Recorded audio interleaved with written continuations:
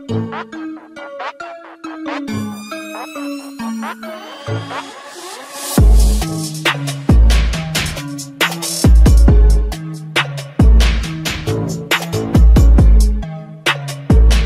what it do, YouTube? It's your boy Alvin MB10, aka AMR10, and as you can see, what we have for you today is the first release of our NBA 2K23 Next Gen build series, and what we have for you today happens to be the best Paul George build on this game. Now, as it is, I have played about 3 to 4 hours of this game, majority of it being me suffering on stream using a 60 overall and not buying VC. I might break eventually, but at the moment we haven't. And the one thing I've noticed is making a really good guard build this year is really hard. But the one thing you can do is you can make a bunch of really good small forward builds, which is why currently one of the builds I'm using is a 6'4" small forward. However, I might be changing onto this Paul George build because of how nice it is. Now, I do gotta say, in honor of it being 2K23, do me a favor, go ahead and hit that like button. Don't forget to drop a comment, tell me what you think of the build. Share this video out there because trust me, it is a really sick build. And also, if you're new to the channel and you ain't done so yet, don't forget to hit that subscribe button as well as turning post notifications on.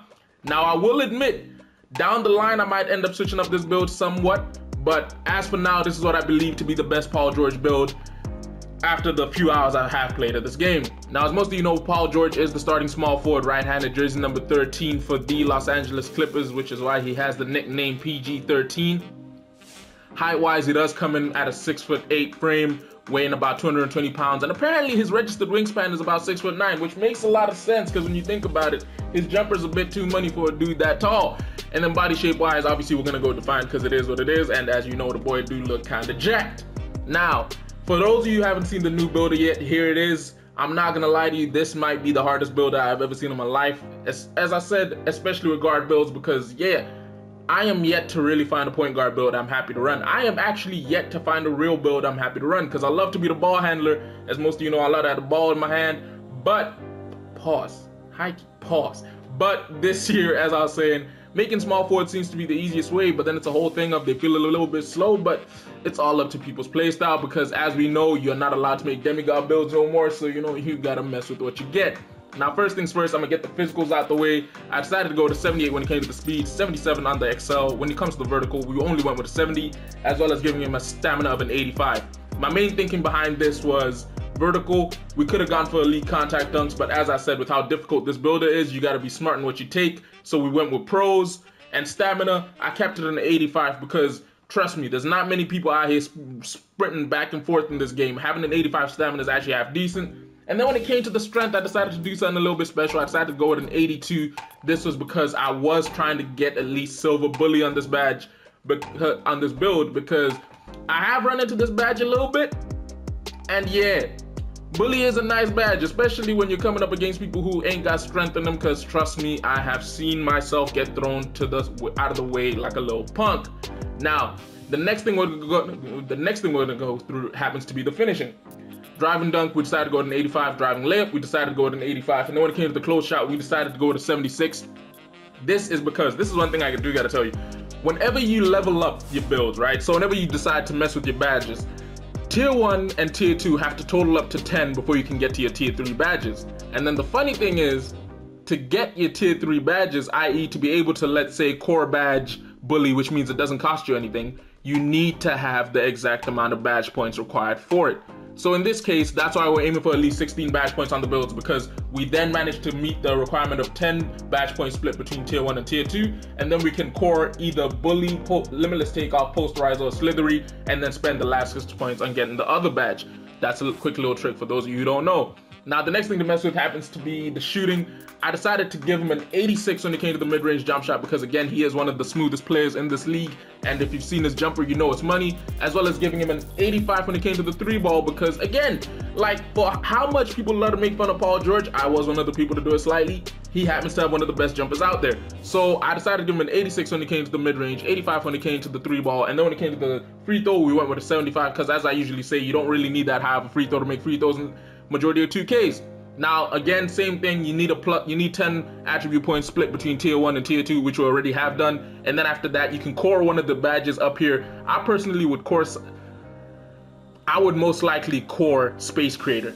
Not even Space Creator. I'd core Guard Up because it has the highest badge count that you need. Blinders, I'm not running this year properly. I will be running Deadeye, Limitless Range, and possibly whatever else I can get my hands on. But I'm most likely going to go for Space Creator, Guard Up, maybe Corner Specialist, Deadeye, Limitless Range, and then as I said, you got a Core, Guard Up. Now, when it comes to the playmaking, as you can get, small forward build, so we decided to go with a low pass accuracy of a 74. This does allow you to get a few things at silver when it comes to passing, including needle threader, which is highly needed. And then when it comes to the ball handling, we decided to go with an 85 because, as most of you, for those of you who do know and those of you who don't know, my statement is that Paul George is basically a taller Kyrie Irving when it comes to how smooth they play the game, i.e. their ability to shot create, get by defenders, just generally their ability to break people down on offense. I personally believe Paul George is just a taller version of Kyrie. So we went with an 85 when it came to the ball handle. This is the funny thing, speed with ball, I maxed it out at a 78. Speed with ball is the weirdest attribute now because in 2K22, for those of you who remember, this basically allowed you to have the ability of getting gold quick first step if you got it up to an 82. But in this 2K, you really just need either ball handle or speed with ball to get this up. So you could easily max out your ball handle and you wouldn't need to get your speed with ball real high to get gold quick first step, which makes me wonder, like, I personally insist, if you're making these builds, make them with the caveat of you might end up having to change them in a few months because everybody's still in the tweaking stages of finding what's good for them. So that's what I'm gonna say to you, because I still am yet to buy VC because I am still trying to find what's good for me. Now defensively, this is where the build really stands out because we decided to go with an 81 when it came to the interior defense. As you can see, that does allow us to get silver post lockdown, off-ball pest, box out beast, and brick wall as potential badges with gold workhorse, bronze menace, pick dodger, and ankle braces. Then when it came to the perimeter defense, we went with an 86. My main thinking here was I did want to get gold challenger as well as silver clamps. For those of you who don't know, challenger basically this year is I say it's basically intimidator. It's basically meant to be intimidator. So we want to get at least gold, and again, as I said, we need at least 16 badge points to hit that tier 3 building. And plus, if we want to have the ability of coring challenger, we're gonna need at least 17 badge points. That way we can core it. So when it comes to the steal, we went with a 78. Funniest thing about this game is you get those 3 boosts on defense, and every time you try and go for a steal, you lose one. So having a high steal this year, I don't know if it's necessary, because the truth of it is, doing stuff like jumping to contest shots or going for steals takes away a boost which burns stamina. So you're not gonna really see many people doing it, and if you do see them doing it, there's some dumbasses, but hey, it is what it is. Now when it comes to the block, we decided to go with the bare minimum we needed to get gold chase down artist of a 75. And then when it came to the rebounding, I decided to push the defensive rebounding up to a 75 whilst keeping the offensive rebound at a 30. My thinking here was, if we can really get defensive boards, that's the biggest thing in the game. Crashing the offensive glass, I'm not gonna lie to you, like, it's necessary, it's needed here and there, but it's not one of those things whereby you're gonna go to yourself, man, you know what I really wish we did? What? Crash the offensive glass. Now, as you can see, we do have a little bit of a point left over.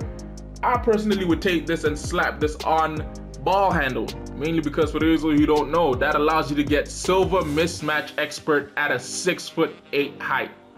Now, you need to remember, majority of people running small forwards, power forwards, any general bigger build in this game right now are running builds that are taller than 6'8". So in your head, having this, you can do quite a lot. Now, as you can see, this does allow us to finish with 16 finishing, 25 shooting, 20 playmaking, and 20 defensive badge points, giving us a grand total of 40, 65, 81 total badge points on this year Paul George build, which again, I do gotta say is quite a high ranking, and I believe is actually kind of great. Now, primary takeover, the very first one we got to go with is ankle breaking shots, because as I said, Paul George is as smooth as Kyrie Irving when it comes to this game, so you do got to go with something along those lines. And then on the second one, I will go with extreme clamps, because Paul George is a lockup on the defensive side of the ball. Now, what does 2K say we have happened to build here, / who does it say we got shades of? Well, I know it's already Paul George, Jason Tatum, and of course, Gerald Wallace. For those of you who never watched Gerald Wallace, trust me, I wouldn't say he was hella smooth, he was just an annoying person to watch. Now, 2K says what we happen to build here happens to be a 3-level scorer, the likes of Paul George, Jason Tatum, Gerald Wallace, as we predicted. And I gotta take that. I'm happy to improve the shades of, because obviously last year, for those of you who know, it was the same recycled names whenever you did it. But now they've switched it up, and now it looks great. Now, for those of you who do have 2K23, let me know down below in the comments what build you're running, because as I said, I am still jumping between builds trying to make a final decision. but it'd be great to know what you guys are running, because in my personal opinion, this is going to be the year where you see a full team of small forwards, because they seem to be the most broken position.